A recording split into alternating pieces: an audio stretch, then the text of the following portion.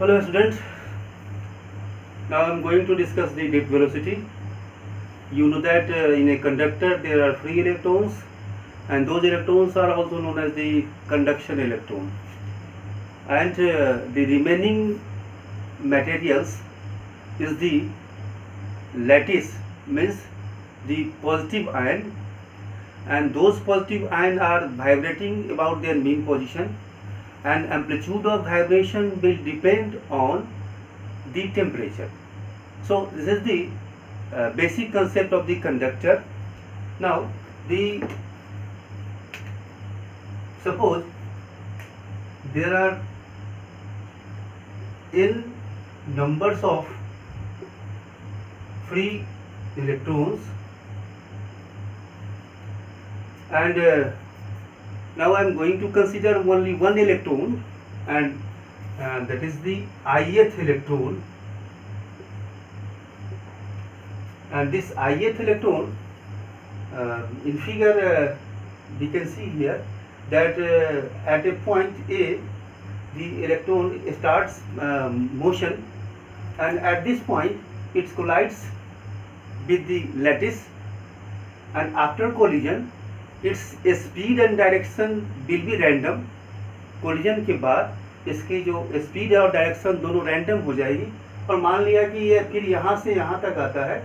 Again there is a collision between the lattice, और इस collision के बाद ये फिर यहाँ तक आता है, फिर इसकी डायरेक्शन रैंडम हो गई. फिर ये यहाँ से दूसरा कोलिजन के बाद यहाँ आता है, फिर यहाँ से यहाँ तक आया, फिर यहाँ से यहाँ तक आया, और इस प्रकार से ये बी पॉइंट तक पहुँचा, इस पॉइंट तक पहुँच गया. This is the random motion of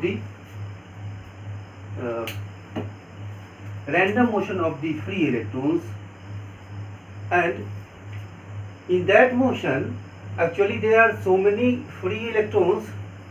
So collectively from a given area, the electron passing from this area towards the right, and the electron passing towards the left, the total number of electrons passing towards the right from the given area and the total number of electrons passing towards the left are same. So net charge flowing through this given area is 0. इसलिए हम कहते हैं कि किसी given conductor में बिना किसी electric field का कोई भी इलेक्ट्रिक करंट नहीं है.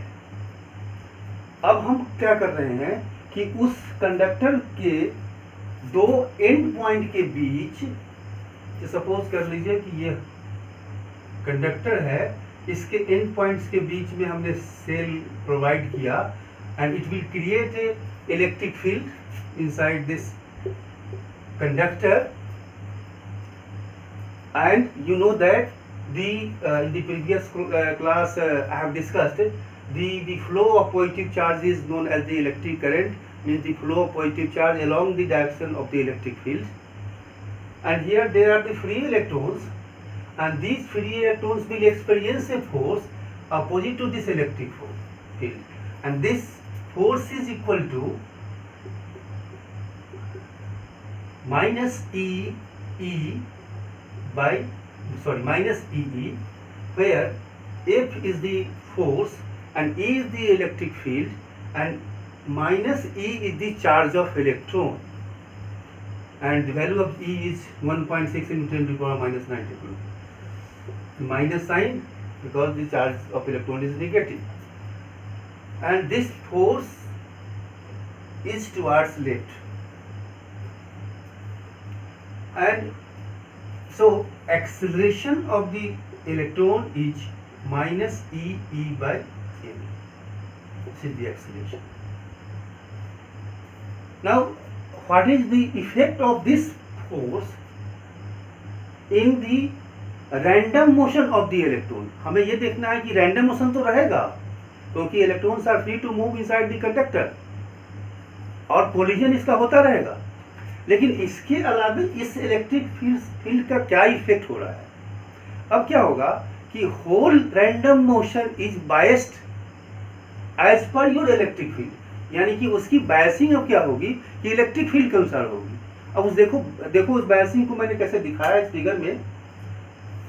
ये जो पहले था क्या, यहाँ पर हमने इस फिगर में इलेक्ट्रिक फील्ड लेफ्ट लिया, यहाँ हमने राइट लिया, तो ख्याल रखेंगे यहाँ पर राइट साइड में फिगर में बना लिया, लेकिन यहाँ लेफ्ट है सपोज करिए इलेक्ट्रिक फील्ड, इस डायरेक्शन में इलेक्ट्रिक फील्ड है, इसलिए उस इलेक्ट्रॉन पे फोर्स राइट साइड लगेगा। अभी राइट साइड फोर्स जब लगेगा तो ये कोलिजन यहाँ से यहाँ तक था, यहाँ पर लैटिस से टकराया, कोई अदर लैटिस इज देयर, और उस लैटिस से ये इलेक्ट्रॉन अब इससे नहीं टकराएगा क्योंकि बायस हो गया। क्यों?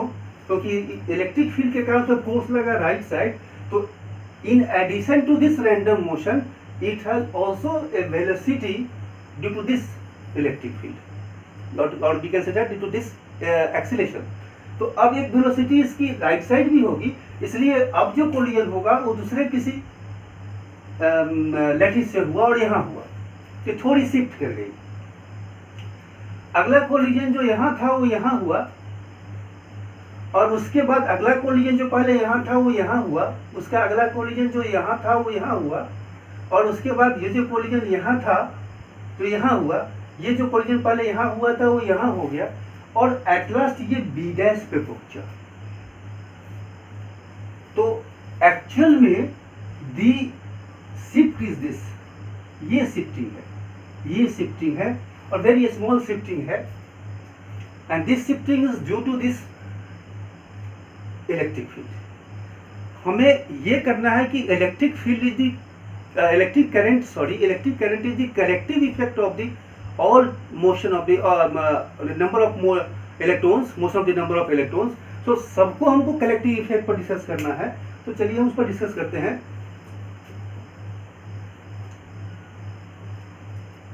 हमने क्या किया कि now consider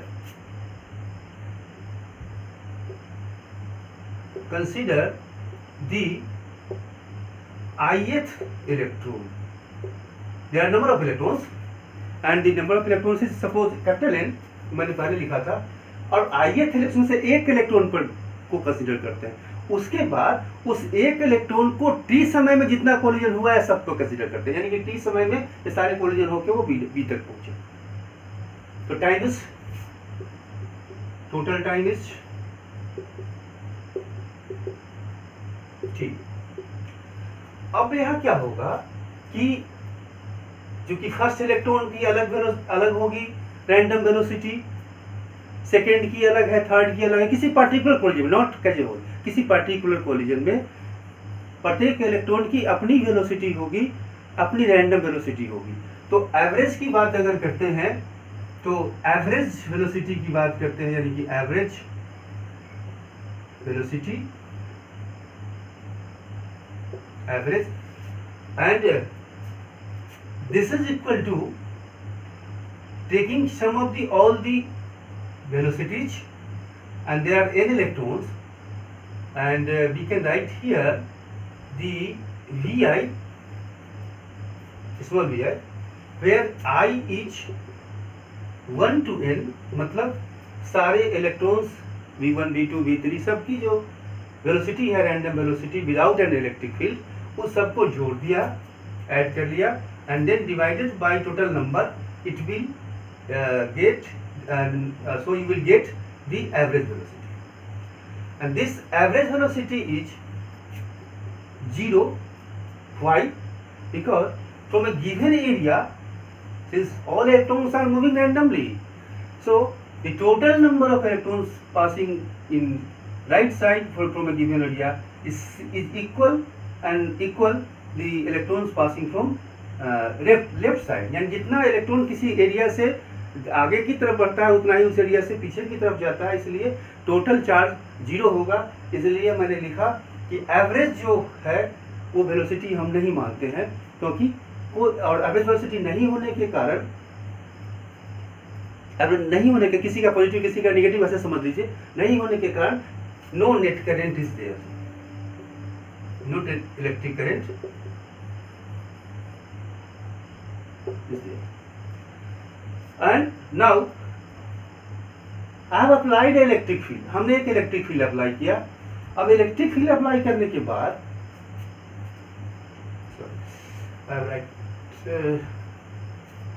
electric field. This is the average velocity. Vi I1 to n is 0. This is equation first. And the now the what is the velocity, final velocity with the effect of electric field, and then this velocity is Vi, capital Vi, and this is the initial velocity, small vi, minus acceleration is E by m. E is the force, m is the mass of the electron, so it is acceleration, and direction of application is minus sign because the force acting on the electron opposite to electric field. And time Ti, and this Ti is the time in the last collision. मतलब हम ये कह सकते हैं कि last collision उस पूरे time में, जैसे यहाँ से चल के यहाँ तक आ गया टी टाइम में, और टी टाइम में सो मेनी कोलिजन हुआ, तो ये पूरे टाइम में लास्ट कोलिजन था ये टी आई. तो T I is the time interval between two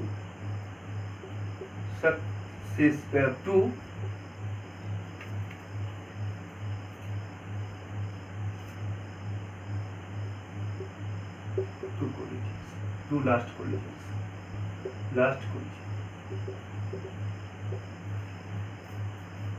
And so this is the and अब यहाँ पर क्या है कि सबकी टाइम अलग होगी. जैसे फर्स्ट कोलिजन इज दिस, इसकी टाइम अलग होगी. सेकेंड कोलिजन इज दिस, अलग टाइम होगी. इसकी अलग हो सकती है, इसकी अलग हो सकती है. तो टाइम ऑफ कोलिजन डिफरेंट होगा. हमने लास्ट कोलिजन लिया टी आई और टोटल टाइम है टी. अब इसकी एवरेज लेना है, क्योंकि एवरेज मीन्स कलेक्टिव इफेक्ट देखना है. तो average of this V I, average of this V I is known as drift velocity. इसी के एवरेज को हम लोग डिप वेलोसिटी कहते हैं. तो average of the final velocity V D, and average of the initial velocity from 1 is 0, so it is 0. E is constant and capital E is the electric field, and it is also constant for a given case, and mass of electron is also constant, and this Ti is the time interval of the one such collision. This is last collision, and average of Ti is known as relaxation time. This is the tau is the relaxation time. Means जो दो लगातार collision के बीच जो time था, वो सारे time का average, क्योंकि सब अलग अलग टाइम था, वो हमारे टाउ है. तो इस सब में एवरेज लिया. इसका एवरेज ये, इसका एवरेज 0, ये कांस्टेंट है, इसका एवरेज ये. Hence now we have the Vd is equal to minus E by m tau. So this is the relation, the expression for the jet velocity. And if you want to you will write in the vector form, so you can say that this is the, because the direction of the jet velocity is opposite to electric field. And